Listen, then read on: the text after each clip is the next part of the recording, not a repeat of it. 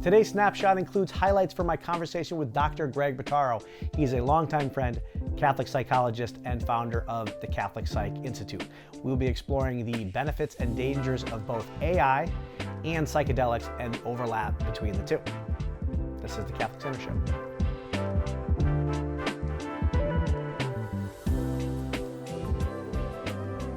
I want to talk to my guests about the concept of integration, which for us is common parlance, given our graduate program. That was a buzzword there, integration.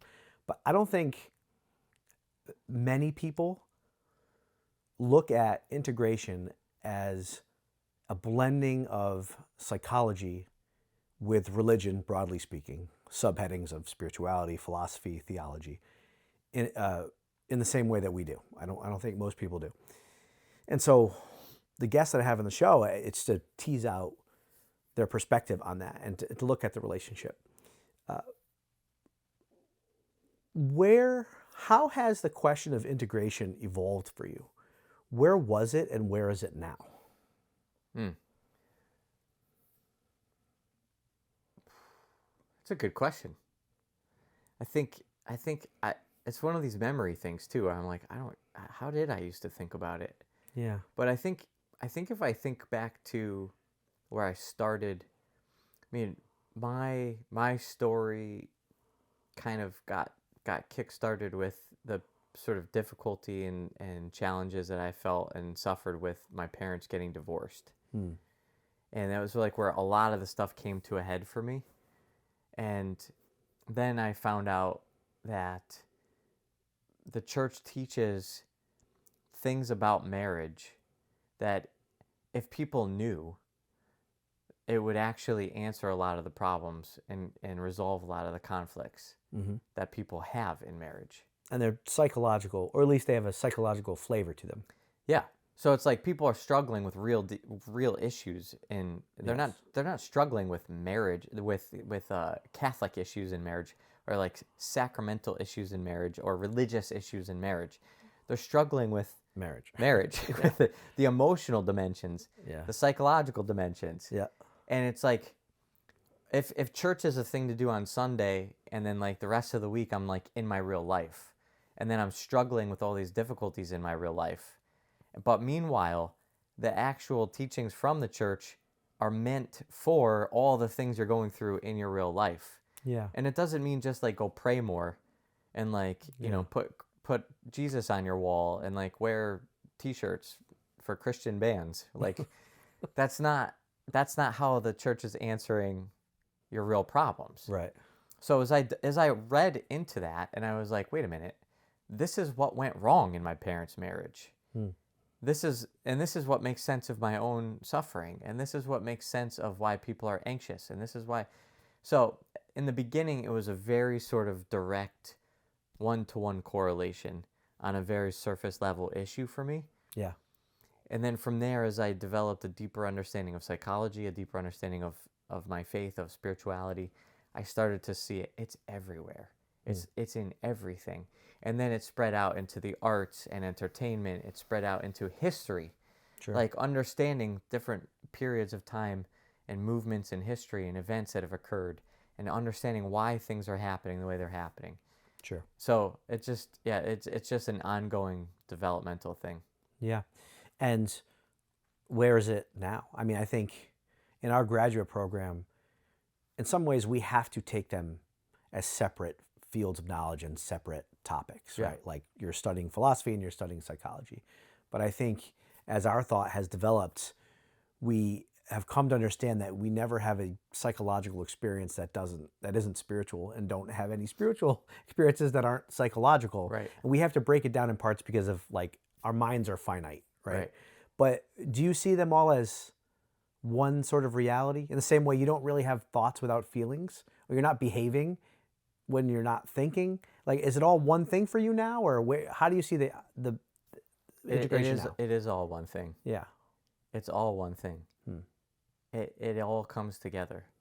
And the more that we enter into it, it's not just all one thing in the various compartments of ideas.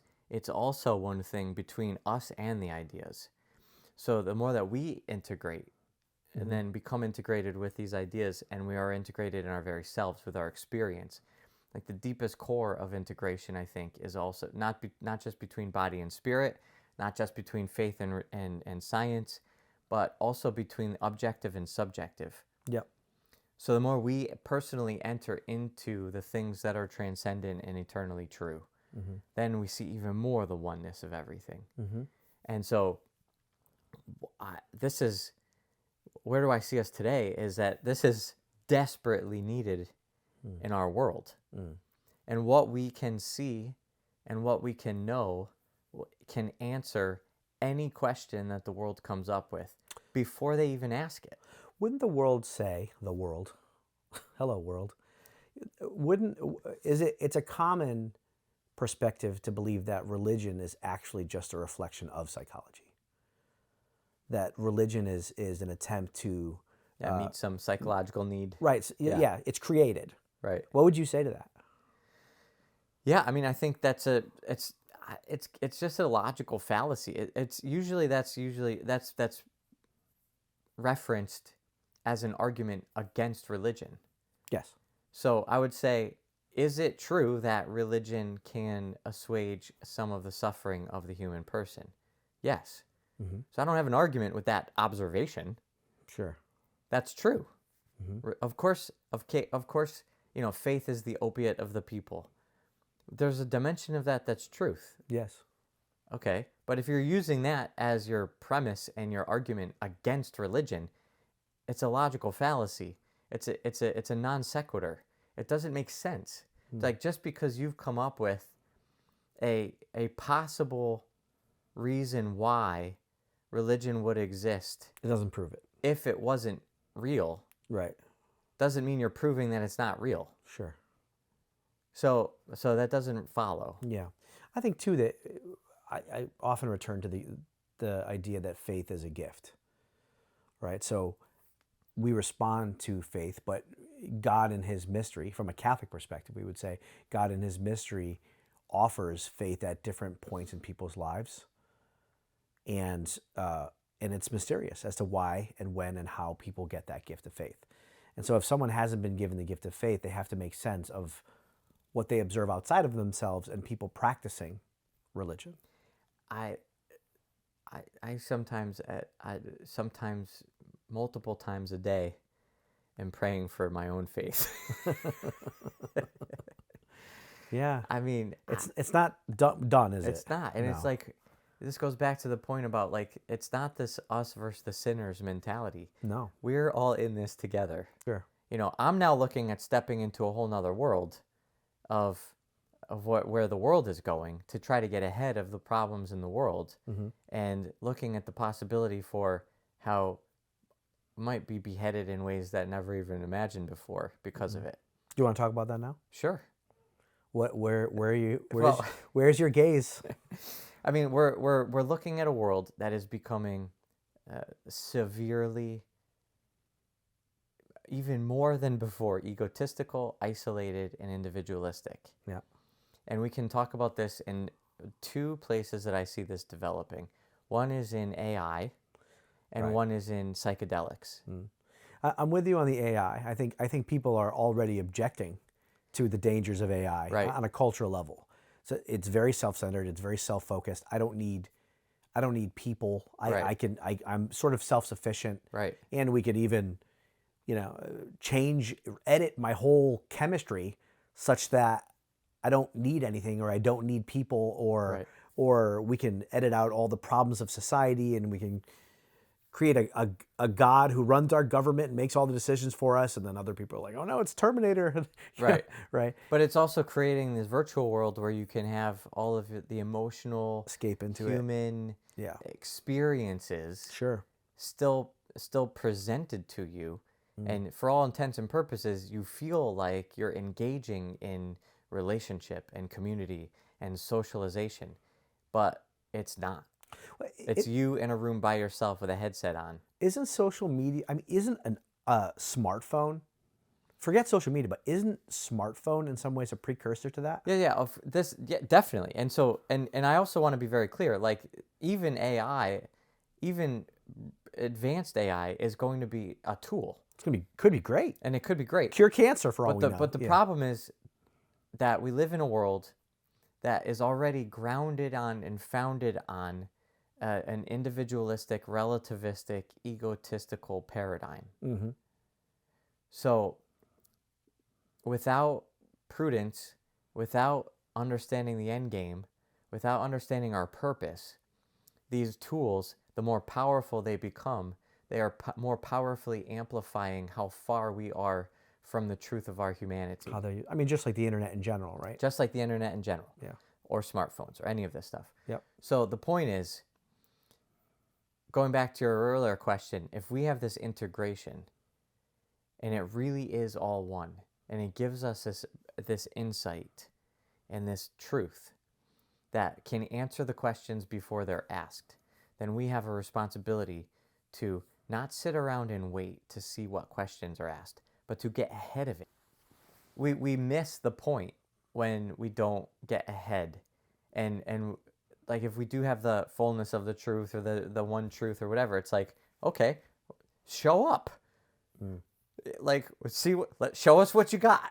Yeah. You know, if somebody comes in, Moneyball, they come in, they're like, we have the best way to build a baseball team. It's like, okay, show us what you got. Yeah. Like, put your money where your mouth is. Yeah. Meanwhile, the church is like 2,000 years of like, we're the fullness of the truth. And it's like, okay, what do you got? Articulate it. And instead we have scandals. I know. It's upsetting. It's the exact opposite of showing up to give what we got. So this is what I'm looking at now, is if we're standing on this integration responsibility, and we can propose something, we need to get ahead of AI and psychedelics. Yeah. So tell me about psychedelics Okay. and how that is self-isolating. There's a danger of it being self-focused. So the power of AI is that it works, that it's profound. Yes. And its contribution to humanity in ways that we've never seen before. And that's counting the Industrial Revolution and the technological revolution. This is going to take things to a whole nother exponential level. Look, if this is all leading towards C-3PO, I'm in. Definitely C-3PO. Yeah. But so this is, you gotta hear me out on this build up here, but it's basically the reason why AI is first is because it's legal. There's access to it, and now it's crowdsourced and it's open source, and now it's going crazy. And now you have every startup and, from everywhere from Silicon Valley to the sort of slums of India, where you have people who have access to doing this work, and they're doing it, and it's happening, and it's everywhere, and it's exploding. Well, psychedelics are not even really legal yet. There are some pockets of little ways that they are, but they work in ways that are even more profound than how much AI works. Because they're not answering technological needs, they're answering human suffering needs directly. So if we're constantly talking about the mental health crisis, and everybody knows that we have a crisis, and everything is about crisis, suicidality, anxiety, eating disorders, all the bullying that's happening, like literally every person is drowning in directly or indirectly being related to some kind of emotional mental health suffering. Yeah. And the way that psychedelics work in the research, it's going to be a tidal wave of an answer to people's suffering. Yeah, I think you're seeing that in places like Joe Rogan. Joe Rogan loves his psychedelics. Yeah, he's already, because he's ahead of the cutting edge. He is. He's looking at that. And he talks about it in religious terms. But this is why it's so dangerous, because AI gives the illusion of connection even though it's not. Psychedelics give the illusion of connection even though it's not. Connection to the divine, to transcendence. To divine and transcendence. Yeah. And so implicit in both is this severe narcissistic egotism, where you can completely divorce yourself from an objective reality, and the only thing that matters is how you feel. Talk about integration. Imagine going into the metaverse on mushrooms. Right. I don't think we can even, I'm not saying these two things should coexist at the same moment. I'm just saying, like, at a cultural level. Sociologically, at a cultural level, they're both emerging right now at the same time. And I think psychedelics are going to be more powerful and impactful than AI, and it's equally individualistic. Well, I'm saying though that if they both become, if we gain enough progress in both of those areas where they both become a possible experience for people, they're certainly going to be combined and integrated into one experience. Yeah, that's a whole nother thought process. Have you even thought about that? I'd probably have to take some psychedelics to be able to even think about that. It's as simple as like doing drugs and listening to music. It's the same thing. There's probably a connection there. And Yes. I think, I mean, they're very, very different worlds in one way. They could be connected in another. But ultimately, we want to be able to look in each one and see where the goodness is. Sure. And the power of the transcendent, and then connect it to the objective reality. There's a lot of research which shows the benefit of psychedelics on psychological growth and healing. And But this is the problem. It's all done divorced from an objective reality. So it is working. sure. Psychologically, emotionally, mentally, it's working. Mm-hmm. It's healing trauma. Yeah. It's healing anxiety disorders. It's healing depression. It's healing suicidality. It's healing addictions. It's healing eating disorders. It's healing personality disorders. Yeah. It's across the board Yeah. in various ways and levels, and there's different substances and different ways to go about it, but it's healing people. It says something about how much of even our physical ailments are reflective of psychological realities. Yeah. If someone is experiencing healing in physical Yes. ailments as a result of taking psychedelics and doing a healthy, contained psychological trip, Yep. it just proves It proves how connected we are. how connected we are in body and mind. Let me ask you this question. It seems to me that could be a messy project in attempting to enter into the space of what either AI or psychedelics proposes. I'm thinking about psychedelics right now. And extricating what is good from what is not good could be pretty dangerous, right? So in your work with mindfulness, you were able to ground what you discovered there in church history and some of the practices of church fathers and some of the mystics, and you can see how what is present in mindfulness was also safe. Mm-hmm. In some ways baptizing mindfulness, which can be dangerous. Mm-hmm. And we've seen a lot of pushback. I mean, I think people are understandably frightened of that kind of integration. But integration in general has been a part of church history as well. I mean, even St. John Paul II baptized phenomenology, which was a secular philosophical system, Right. and he integrated it with Thomism. Even going all the way back to Thomas Aquinas was looking at Aristotle, which is pagan, right? And so there is a long tradition of doing this kind of work. I can imagine people having sort of a visceral reaction to inclusion of psychedelics in any kind of Catholic framework. Yeah, so I think in some ways psychedelics are easier to deal with than AI, because there is a long church tradition in history of integrating medicine. Yes. So even in Aquinas and in all the church teachings, there's always been the reality that we look to doctors who are trained and understand these sciences, and we integrate the sciences into human flourishing. Mm-hmm. And that's a good and true and beautiful thing, and there's a place for that. With psychedelics, we have a superficial hurdle to get over because of the recent history. The war on drugs. Just the war on drugs. Right. And this really goes back to the 60s, the 70s, the 80s. And then, so if we can, that's the hurdle. And it's a real one because we're dealing with, middle-aged and upper middle-aged Americans who are the gatekeepers in a lot of this stuff. I'm middle-aged. Right. So our generation grew up in DARE. Yes. To keep to keep a kid off drugs. Keep kids off drugs. Yeah. And yeah, I mean, there's a lot of research out there that shows that those initiatives were driven by the wrong ideals. Right. The wrong ideals. And it's very political. Yes. And this goes back to, so this is the point, is we can unravel that pretty easily. Yeah. because we can just point to, Nixon trying to get reelected, avoiding scandal, Vietnam, and the war on drugs. There was the whole hippie movement, there was sexual revolution, there was LSD, Timothy Leary, and then all that stuff got conflated. People don't realize is that LSD was actually being studied and researched medically first.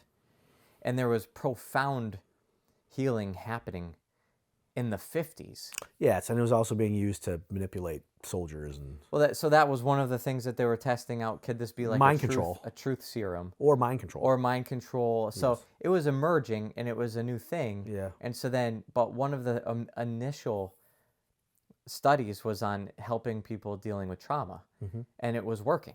And then it got pulled out from that and hijacked into the whole hippie movement and everything else, where it's like, drop in and drop out, and open your mind and free your mind and all these other things. So, of course, it needs to be protected, held within a very serious medical sort of context, like every drug.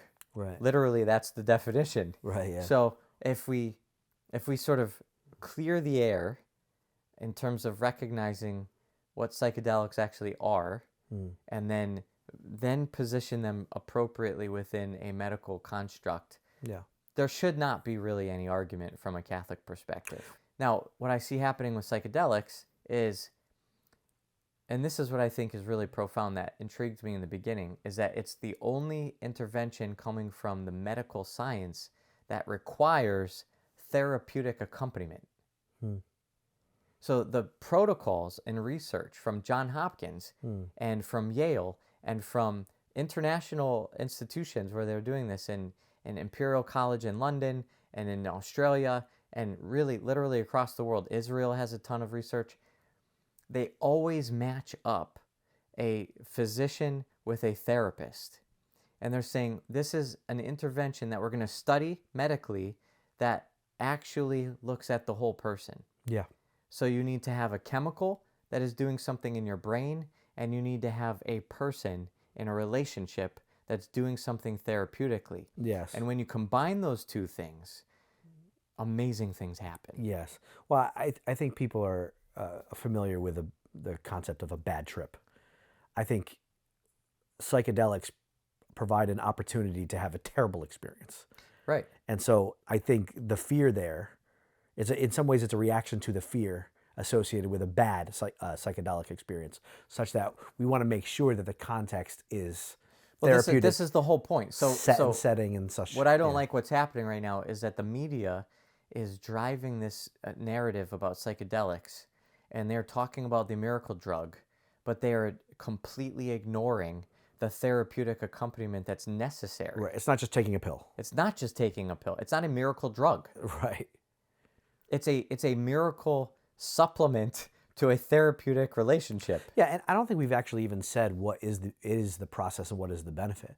So the idea is that taking the psychedelic opens up pathways to deeper parts of the self. Right. Right. And as you're being accompanied in a therapeutic context, you have someone to sort of hold your hand and enter into the darker parts of yourself. Right. Which is actually the whole goal of mentorship or psychotherapy in general. Exactly. This is the idea that it just speeds up that process. Right. Yes. Exactly. It's overriding the brain's natural and biologically defenses. Good defenses. Right. That are blocking a person from accessing that deepest self. And trapping pain. They trap the pain. Which comes out sideways. Exactly. Right. Yeah. Exactly. Yeah. So this is saying, actually, we have this tool that is a key. It unlocks the door that gives a therapeutic relationship access to something that's much deeper. Yes. And it also has implicit this kind of sense of a self-led trajectory towards healing. Mm-hmm.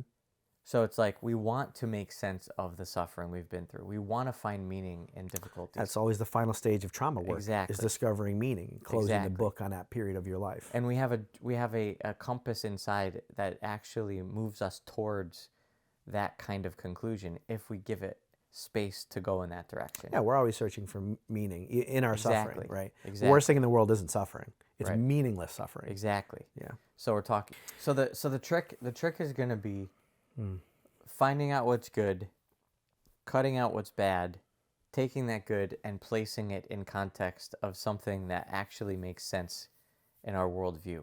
And Catholic mindfulness was the playground to practice this. Yeah. So, I learned mindfulness-based stress reduction. I took out, I cut out the Hinduism and the Buddhism, and then placed it in context of abandonment to divine providence. Yeah. And that's what is actually integrated. Yes. It's like, this is what's happening in the brain and the psyche when we're actually trusting and abandoning in God's providence. That's Catholic mindfulness. We're going to have Catholic psychedelics. That's going to be the next step. This is a Catholic Sinner Show exclusive. Yeah.